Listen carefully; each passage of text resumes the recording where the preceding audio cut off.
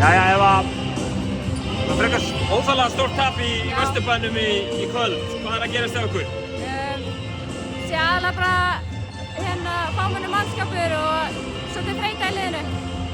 Rosalega sveifla á milli bikarleiksins sem vinnið á móti KR bara núna daginn.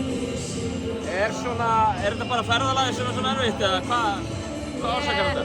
Svo sem, veit ekki, já, bara margsinspilin. Ég er líka náttúrulega á Króknum, þá erum við með heimavöllin og stuðningsmennina og þá erum við með líka fleiri í hópnum í uppbytun og svona meiri orku og það munar alveg helling. Það hefur gengið stólaleiksins verið svona það sem hafa verið veturinn svona upp og ofan, ég meina þeir eru komnar í undanúrslit í bikar en svo eigið svona kvöld eins og í kvölda sem svona virðist bara ekki ná að koma einhvern veginn inn í leikinn í seinni hálfleik.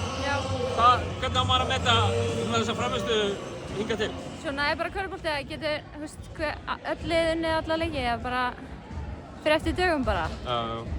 Kærar þakkir Eva og gangi ykkur vel með framhaldið. Takk.